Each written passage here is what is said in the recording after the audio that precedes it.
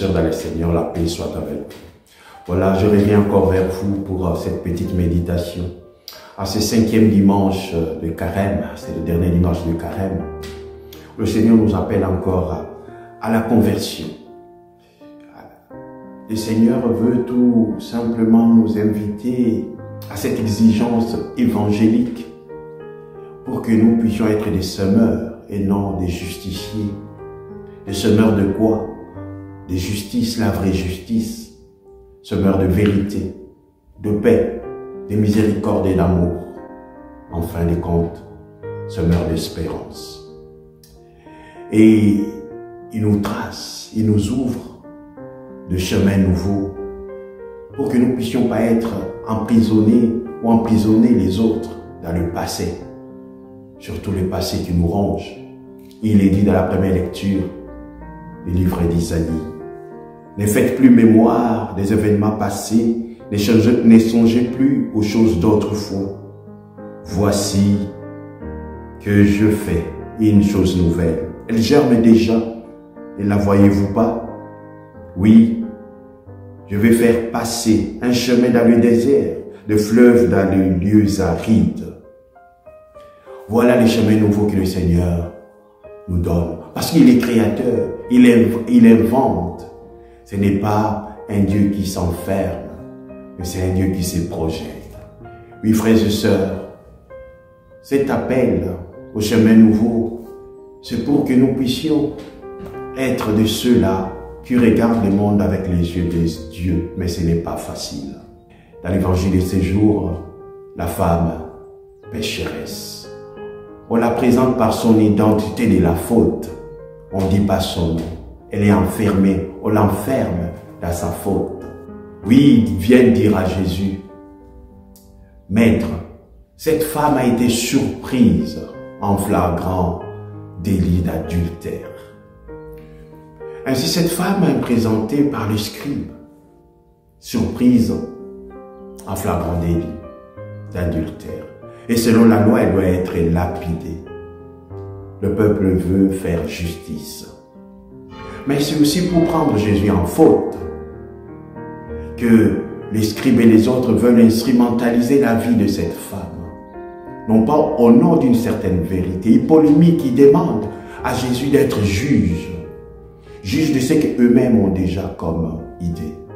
Mais vous savez, de cette femme, nous ne savons rien à part cette détail-là que les scribes et les pharisiens donnent.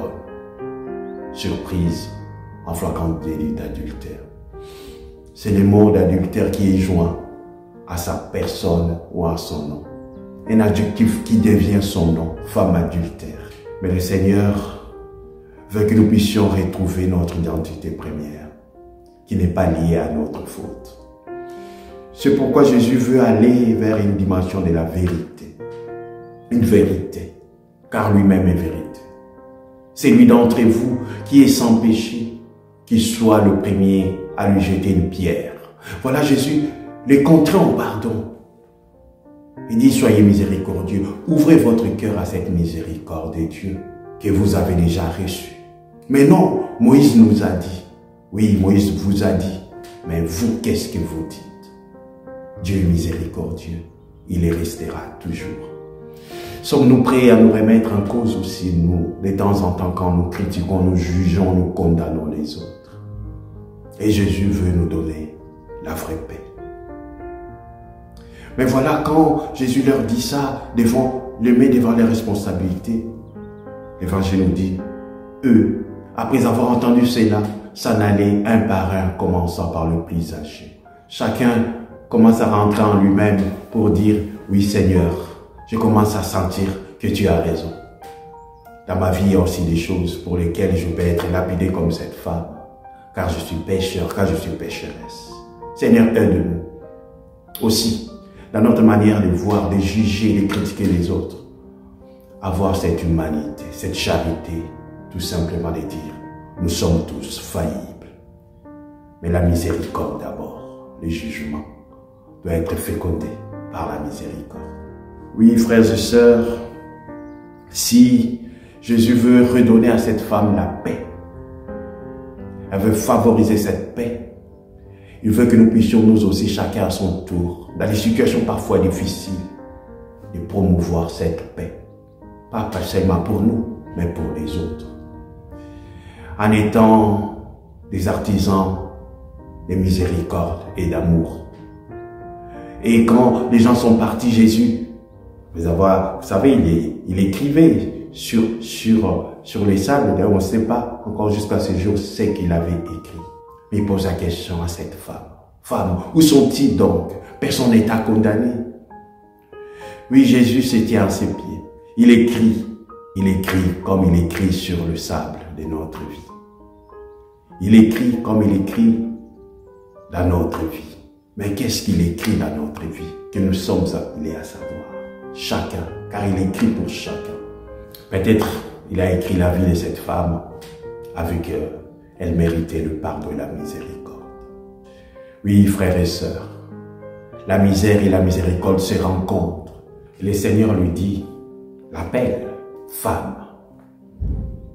Femme.